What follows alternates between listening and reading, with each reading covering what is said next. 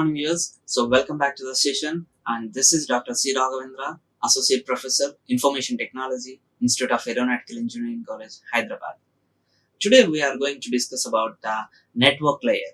Okay, and this is a layer. It's a very important in OSI layers. So we have already discussed the OSI layers having a 7 layers out of this. So this network layer is a third layer, which is very important. Today we'll discuss what is network layer, what is the importance of network layer, what are the functionalities, what are the advantages, so how data can be represented in network layer, and so what are the various protocols we are using in network layer. Okay, so all these things we can discuss in today's session. Let's see. So I hope you already remember this list of layers in the operating in the OSI reference model. So we have a bottom layers, we have a hardware layers, and this is the third layer. Now today we are going to discuss this network layer, and all of you please remember the OSI layers in the same sequence. Okay, that's a physical layer, data link layer, network layer, transport layer, session layer, presentation layer, and finally application layer. Right. So here, so we will data can be represented in the form of packets. Right. So what is packet? So packet is nothing but set of frames. Right. Set of frames, we can call it as packet. So if data is coming from like this in this direction, okay, so the group of frames are going to be form as a packet. Assume that if data is coming in this direction, so now this is a and transport layer. From transport layer to network layer, data is coming at that time. Here we can call it as transport layer data unit. Okay, so this we can also call it as segment. Right, so we can also call it as segments. Okay, some group of some one segment is again divided into packets. Right, so that is a data representation in network layer in packets. Right, so network layer is responsible for source to destination delivery of packets across multiple networks.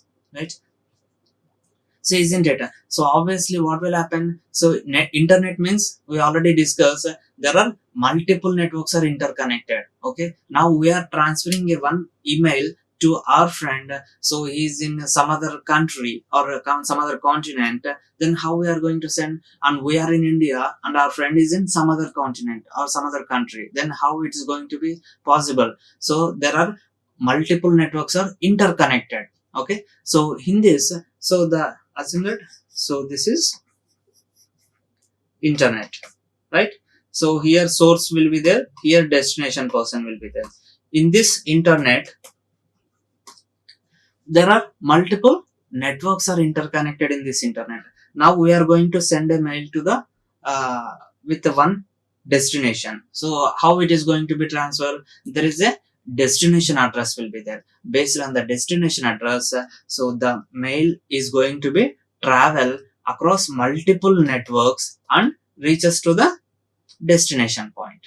Okay, and this network layer is taking care of to transmit the mail or message from source to destination. So it is going to take the responsibility for this one, right? And it controls the operations of subnet.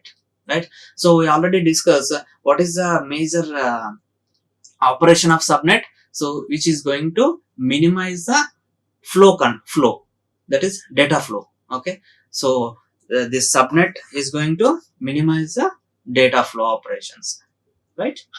And it also responsible for addressing, determining route for sending, and managing network problems. So what is addressing? Addressing is nothing but, so it may be a source or destination address. Okay, so it is going to take care of this addressing, checking, and determine the route for sending. That means, so there is a source address is there. Okay, in data link layer, so there is a header will be there. The purpose of header is it is going to add the source and destination address, and it is going to check whether the source and destination address is available or not for the data packet. If it is available, then based on the destination address, this network layer is going to determine the path. So in which path it is suitable to transmit that particular data packet from source to destination. Because so I said that internet is a collection of multiple networks, isn't it? So what happened here, there are plenty of routes are available, isn't it? For example, if you are coming from your home to your office address or college address, okay, then how you are going to come? So you can use, assume that you have using your own transportation, then how you are going to come? You have, you know, there are multiple routes are available, then how you are going to come to the college or office regularly? So based on uh, based on some criteria, sir. So in which path is the best path? So in which path having a less traffic, in which path having roads are very fine.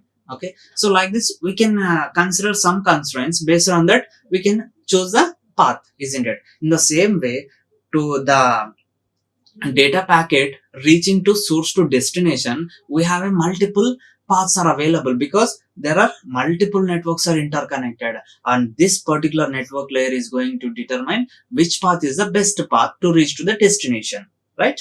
And managing network problems, that means sometimes what will happen, due to some power problems, or some router problems, or maybe some sort of network device issues, sometimes some networks may not be work properly. At the time, if network is not working, means at what particular place, then may it's automatically redirect those packets into some other network. Okay, so via some other network it is going to redirect. So even all these kind of networking issues also, this network layer is going to taken care. The next important thing is logical addressing. So what is logical addressing? In logical addressing is having a source and destination address to avoid the confusion, right? So in data link layer we are adding the it is going to take in responsibility to add the source and destination address, and this particular network layer checking the whether the source and destination address is available or not for each and every packet, it is going to be verified here. So that is, we can call it as logical addressing. It divides the stream of data into packets or chunks, right? If data is coming from upper layer, that is segments, in the form of segments it reaches, then automatically it is going to divide the data segments into packets. So we can also call it as chunks, right? You please remember the terminologies, right? We can also call it as packet or chunks, and provide the acknowledgement of successful transmission. So whichever the data or packets are going to be transmitted successfully, those are getting the acknowledgement, also transmitted to the source address. And network software. What is network software? Here we are using network software, the terminology. Why we are using network software means, so generally network software phrase for software is designed to help set up, manage, and or monitor computer networks, isn't it? So this network layer is going to transmit the data based on the destination address and determines the path, suitable path, isn't it? So for that it requires a one software which is going to be monitor whether the packet reaches to the destination or not. If any issues may arise during the transmission, if the data packet is lost during the transmission, it has to send an negative acknowledgement to the sender, isn't it? In case data is lost during the transmission due to timeout errors or some other problems, the network layer has to take the responsibility, isn't it, to transmit the data packet from sender to receiver, isn't it? So that is the reason it has to monitor till reach to the end of the destination point. Okay, that's why. So here we are using network software and networking hardware, right? So what is network hardware? Why we are using network hardware here means, so it also known as network equipment or computer networking device or electronic devices which are required for communication and interaction between devices on a computer network, right? So just for the sake of so software is used for monitoring, but how it is going to be monitored? Just with the help of hardware parts only. So the hardware is going to be interact with the software. So wherever the data packet will be right now, and if any loss, if any data packet is going to be lost in the middle, so how it is going to, it has to be interacted with the network software, and they based on the network software only, the error message are going to be sent back to the sender with the help of the network hardware, right? The next layer is transport layer. This transport layer responsible for source to destination delivery of entire message. Okay, source to destination delivery of entire message. Even this is responsible for previous network layer also, and transport layer is also having a same responsibility for source to destination delivery of entire message. Okay, but if you clearly particularly observe, this is responsible for entire message, but that network layer is responsible for packet, not for entire packets, right? And message divided or grouped into segments, and each segment contain unique sequence number.